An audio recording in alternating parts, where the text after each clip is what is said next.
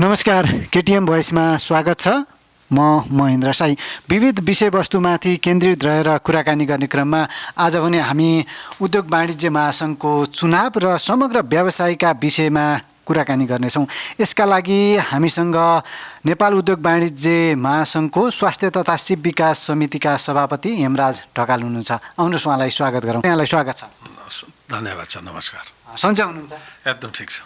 अहिले पछिल्लो समय व्यवसायको अवस्था के छ, यहीँबाट सुरुवात गरौँ न। व्यवसायको अवस्था त मैले भन्नुपर्छ र बहुत खराब छ। तपाईँको 3 वर्ष अगाडिदेखि जब कोभिडको सङ्क्रमण आयो त्यतिखेरैदेखि अब यो तपाईँको सप्लाई चेन्जदेखि लिएर र मेटेरियल महँगो भएको अवस्था, ब्याङ्कको इन्ट्रेस्ट बढेको अवस्था, तरलताको अवस्था, बजार चलायमान नभएको अवस्था, यी सब कारणले गर्दाखेरि महँगी बढ्यो, इन्फ्लेसन बढ्यो, तर मार्केटको सेयर घट्दै गयो, डिमान्ड कम हुँदै गयो र उद्यमी व्यापारीले जुन लोन लिएका थिए त्यसको अलमोस्ट डबलमा इन्ट्रेस्ट बढेपछि धान्न सक्ने अवस्था भएन। त्यसैले अहिले त अब मलाई लाग्छ मेरो जीवनकालमै सबभन्दा बढी समस्या देखेको छु। त्यसमा तपाईँहरूले सुनिरहनु भएको छ, कति साना मझौला उद्यमीहरूले त आत्मदाह पनि गरिरहेछन्, ब्याङ्कको ऋण तिर्न नसकेर, स्टाफलाई पैसा दिन नसकेर। त्यसैले अहिले त भयावह अवस्था छ। तर अब यो अहिले नयाँ निर्वाचन पछाडि नयाँ सरकार आएपछि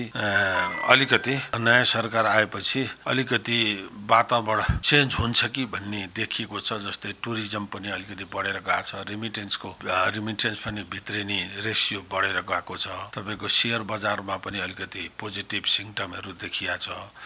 तर जबसम्म तपाईँको जुन कन्स्ट्रक्सन सम्बन्धी उद्योगहरू, साना मझौला उद्योगहरू चलायमान हुँदैनन्, अरू व्यापार तिनीहरूसँग जोडिएका अरू पनि चलायमान हुँदैनन्, यसको लागि सरकारले ठोस पोलिसी ल्याएर ब्याङ्क इन्ट्रेस्ट घटाउनु पर्ने हुन्छ, पब्लिक स्पेन्डिङ बढाउनु पर्ने हुन्छ र एउटा निजी क्षेत्रलाई पोजिटिभ माइन्ड बनाउनु पर्ने, विश्वासमा लिनुपर्ने वातावरण बनाउनु पर्ने हुन्छ। सायद अब सरकारले यो अर्धवार्षिक समीक्षा मोडिनिटी बजेटको ल्याउने भन्ने कुरा छ। त्यो भएपछि पोजिटिभ भयो भने भन्ने कुरो।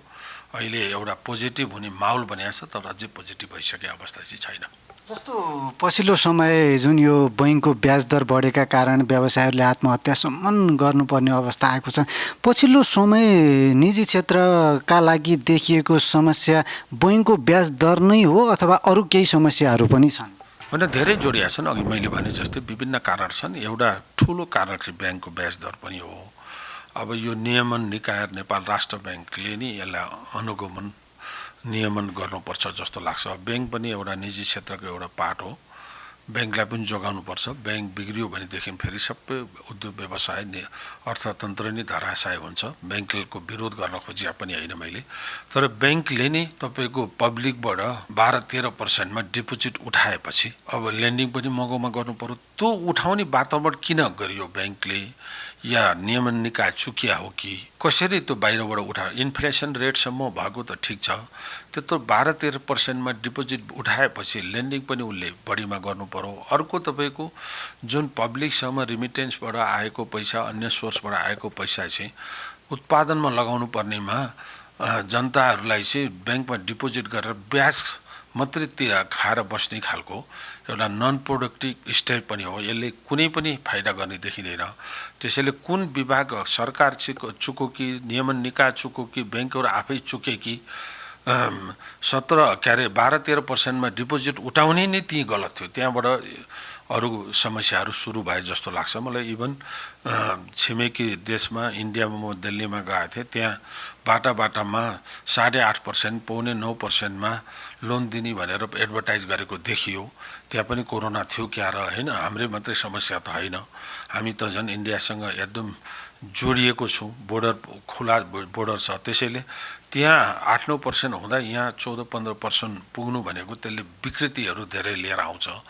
त्यसैले ती कुराहरूलाई सरकारले म्यानेज गर्नुपर्छ जस्तो मलाई लाग्छ। पछिल्लो समय नयाँ सरकार जस्तै निर्वाचनपछि नयाँ बनेको सरकार र राष्ट्र बैङ्क पनि केही लचिलो बनेको र अर्थतन्त्रका सूचकहरूमा केही सकारात्मक सङ्केतहरू देखिएको भन्ने पनि राष्ट्र बैङ्कका गभर्नरले भन्ने गर्नुभएको छ।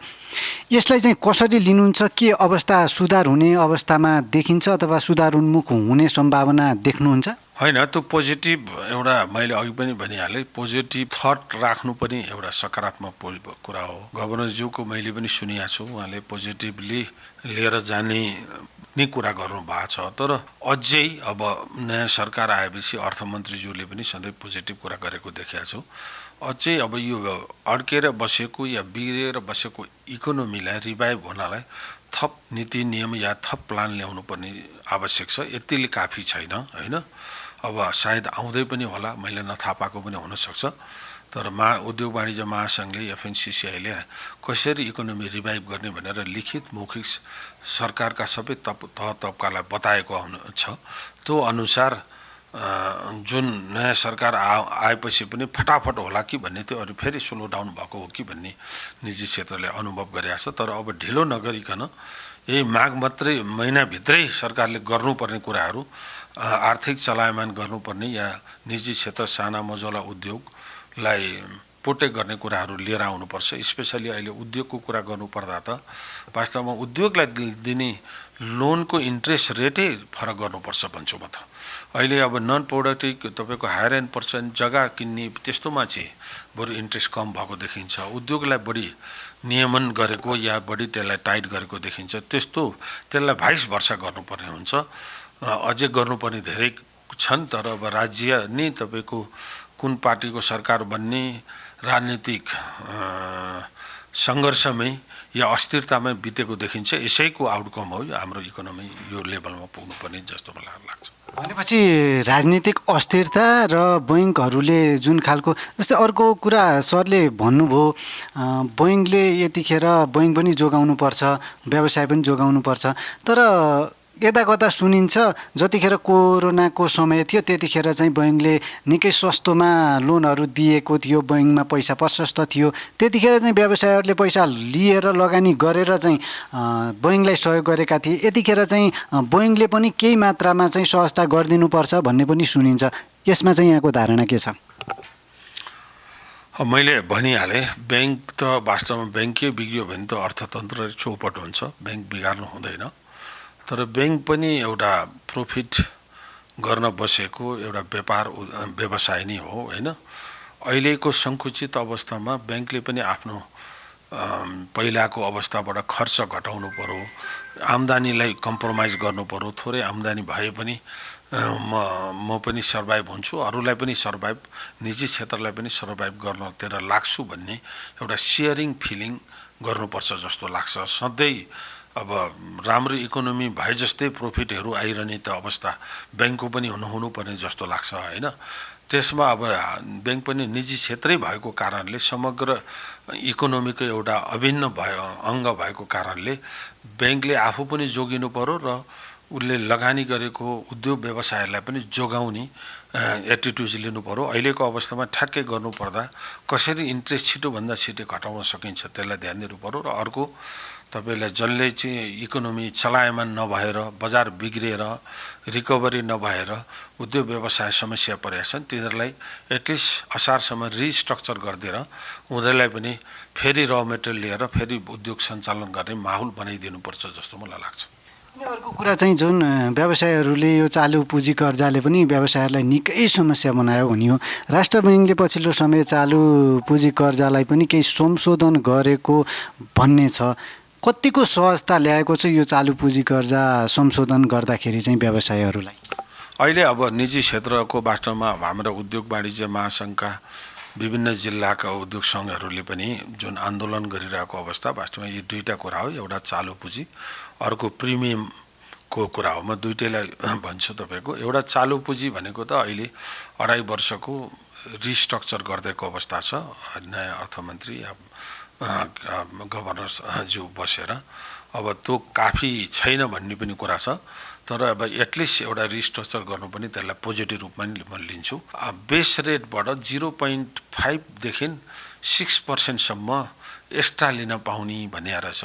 अब पहुँचवालाहरूले त अब ब्याङ्कसँग नेगोसिएसन गरेर ब्याङ्कलाई कन्भिन्स गरेर थोरै लिएर पनि लोन लिन सक्ने भए, तर दूरदराजका जिल्ला मसफलका ब्रान्चहरूबाट उनीहरूको पहुँच पनि हुँदैन, साना मझौलाको, त्यहाँ चाहिँ 6% 5% चार्ज गरेको अहिले पनि देखिरहेछ। हुन त राष्ट्र ब्याङ्कले फिर्ता गर्ने नीति पनि लिएको छ, तर अझै पनि केही ब्याङ्कहरूले, सबै ब्याङ्क भन्दैन, केही ब्याङ्कहरूले त्यसलाई अभियानको रूपमा लिएको छ। यसलाई करेक्सन गर्नुपर्छ, यसलाई 1% या 1.5% को लेभलमा ल्याउनुपर्छ, एक्स्ट्रा प्रिमियम जोड्नल। किनकि अहिले आर्थिक सङ्कुचित भएको ठाउँमा म पनि बाँचौँ त पनि बाँच भन्ने भावना राख्नुपर्छ। यी दुईटा कुराहरूलाई निजी क्षेत्रले उठाएका छन्, यसलाई छिटै सम्बोधन हुनुपर्छ जस्तो लाग्छ। अब वर्किङ क्यापिटलको त केही हदसम्म सम्बोधन भयो, प्रिमियमको कुरा पनि राष्ट्र ब्याङ्कले निर्देशिका नै ल्याएर यति भन्दा लिन नपाउने भनेर जारी गर्नुपर्ने अवस्था आएको देख्छु म।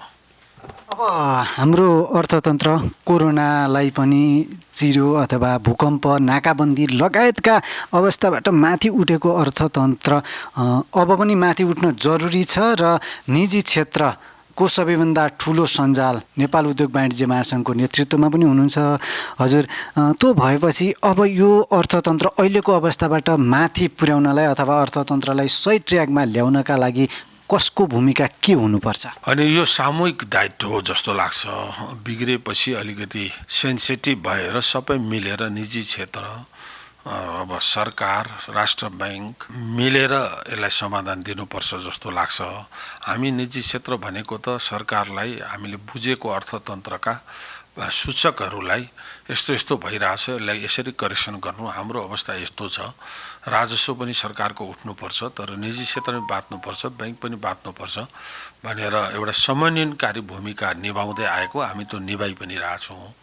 अब गार्जियन त सरकारै हो, आफ्टर अल इकोनोमीको गार्जियन पनि, जनताको अरू आवश्यकताका कुराहरूको गार्जियन पनि सरकारै भएकाले अब इकोनोमी चलायमान भएन र आर्थिक समृद्धितिर देश हिँडेन भने त सबै जनताले, 3 करोड जनताले दुःख पाउने हो, देशले नै दुःख पाउने हो। सबभन्दा आजको दिनमा सबभन्दा ठुलो एजेन्डा नै हरेक सरकारको इकोनोमी हुन्छ। त्यसैले राजनीतिक स्ट्रगल या राजनीतिक समीकरण या राजनीतिक अस्थिरतातिर या संसदमा बोल्दा पनि या मन्त्रालयमा गर्दा पनि, राजनीतिमा भन्दा पनि सबै पोलिटिकल पार्टीहरूले या जुन जिम्मेवारी लिएर बसेका पोलिटिसियन या ब्युरोक्राट्सहरूले इकोनोमीलाई नै फोकस गर्नु पर्यो।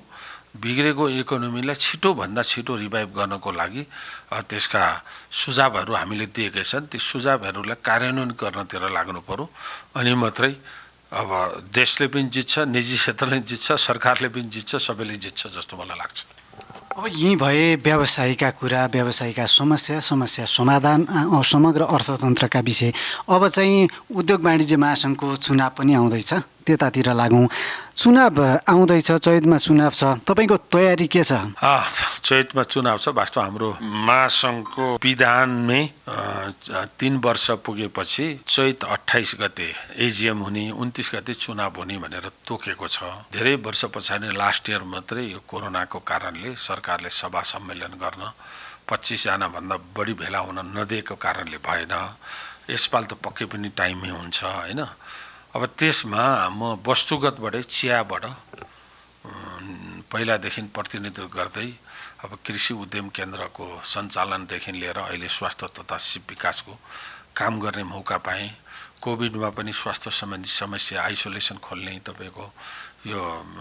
तपाईँको अक्सिजनको आपूर्तिलाई सहजीकरण गर्ने, मेडिसिनको आपूर्तिलाई सहजीकरण गर्ने, सरकारसँग समन्वयन गरेर हस्पिटलमा भएका बिरामीहरूलाई दबाई गर्नको लागि महत्त्वपूर्ण भूमिका हाम्रो महासङ्घ र समितिले गरेर आएको छ। त्यसैले साथीहरूले, मेरा समूहका साथी, मसँग नजिक भएका साथीहरूले तपाईँले अहिलेसम्म महासङ्घलाई राम्रै कन्ट्रिब्युसन दिनुभएको छ, तपाईँ अब नेतृत्वमा गएर अझ सशक्त भूमिका निभाउनुपर्छ भन्ने उहाँहरूको सल्लाह सुझावबाट म वस्तुगत तर्फबाट उपाध्यक्षको उम्मेदवार दिने विचार गरेको छु। त्यही अनुसार मैले साथीहरूसँग अब आफ्नो कुरा राख्दै भेटघाट गर्ने र रिक्वेस्ट गर्ने काम गरिरहेको अवस्था हो।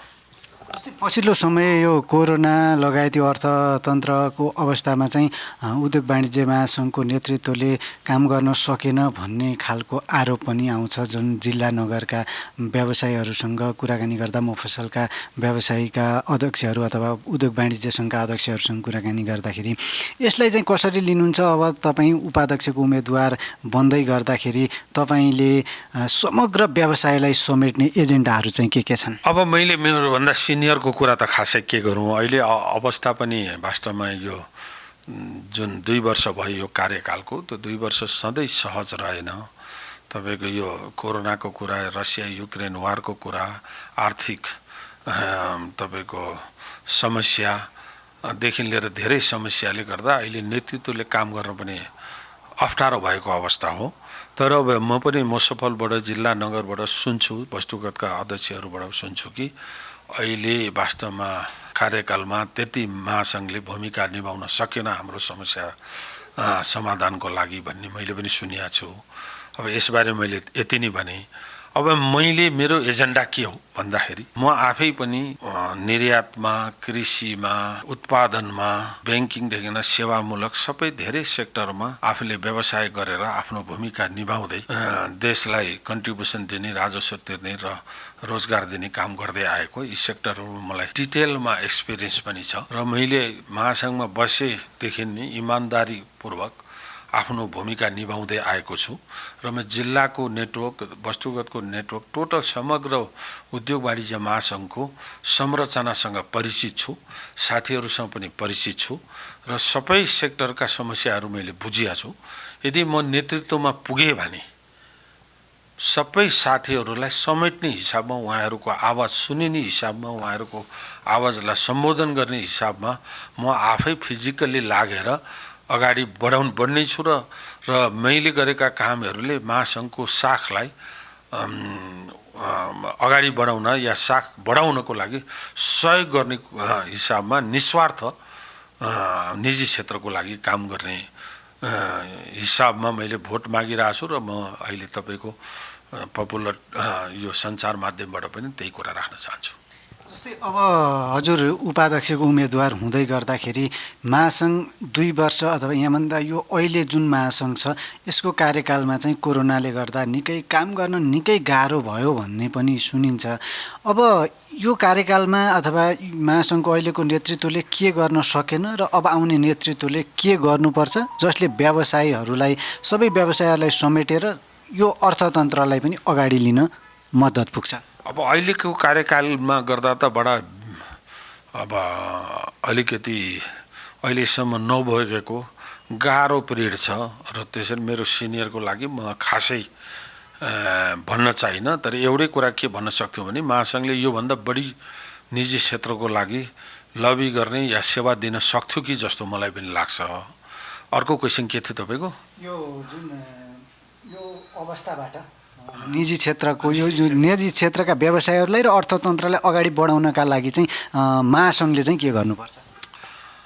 अब महासङ्घले त हामीसँग जुन अहिले 46 साल पछाडि इकोनोमीको साइज धेरै बढेर गयो, हामीसँग सम्भावना भएका क्षेत्रहरूलाई पहिचान गर्नुपर्थ्यो। सायद राज्यले गरे पनि होला, तर पहिचान मात्रै होइन, त्यो पहिचान गरेका सेक्टरहरूलाई त्यसलाई अलग ढङ्गले, अलग नीतिले, अलग सहुलियतले हेर्नु पर्थ्यो होला। त्यो हेर्ने काम खासै भएन। नभएको कारणले गर्दाखेरि तपाईँको जुन हाम्रो आयातमुखी इकोनोमीमा परिणत हुन गयो, रेमिटेन्सबाट जुन हाम्रा दाजुभाइ दिदीबहिनीले दुःख गरेर पैसा कमाएको त्यो हाम्रै संरचना निर्माण गर्नको लागि या विकास गर्नको लागि लाग्न नसकेर हामीले सामान किन्नको लागि युज गरिरहेछौँ। त्यसबाट हामी ओभरकम हुनुपर्छ।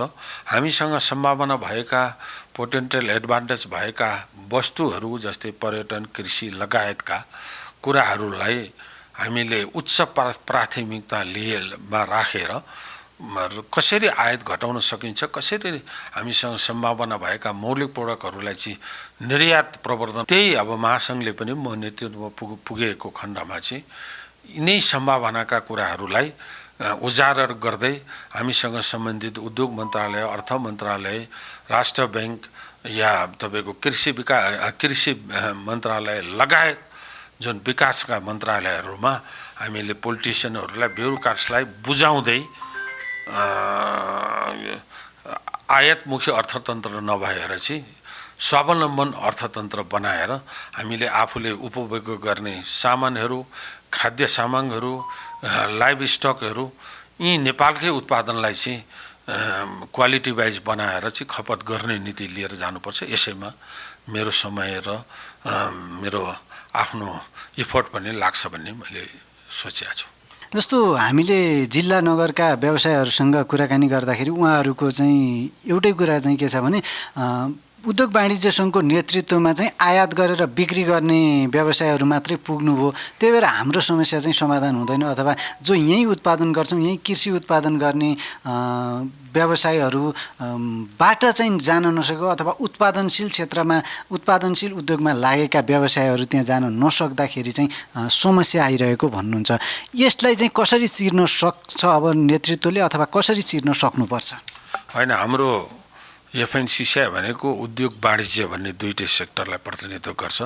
त्यसमा पनि हाम्रो उत्पादन भनेको त हाम्रो देशको विकासको मेरुदण्ड नै भएको कारणले हाम्रो प्रायोरिटी सेक्टरै पर्यो। अब भोटरहरूले पनि हेर्दाखेरि मैले अघि भने म त कृषिमा पनि उत्पादनमा पनि विभिन्न निर्यातमा पनि लागेको मान्छेहरूले हेर्नु पर्यो पनि उसको जीवनमा उसले के काम गरेर आयो, के भोगिया छ, के एक्सपिरियन्स गरिया छ। भोलि त्यो नेतृत्वमा पुग्दै गर्दा सबै सेक्टरलाई समेटेर जान सक्ने उसको हैसियत छ छैन, उसको एक्सपिरियन्स छ छैन भनेर भोटरले पनि सोच्नुपर्ने छ जस्तो मलाई लाग्छ। हामीले भोट दिँदैखेरि राम्रो मान्छेलाई पुर्यायौँ भने रिजल्ट पनि राम्रो एक्सपेक्ट गर्न सकिन्छ। हामी भावनामा बगेर या समूह, आफ्नो समूह, उसको समूह, या मेरो फाइदा उसको फाइदा भनेर अल्मलिएर भोट दियो भनेदेखि हामीले सबल नेतृत्व छान्न सक्दैनौँ।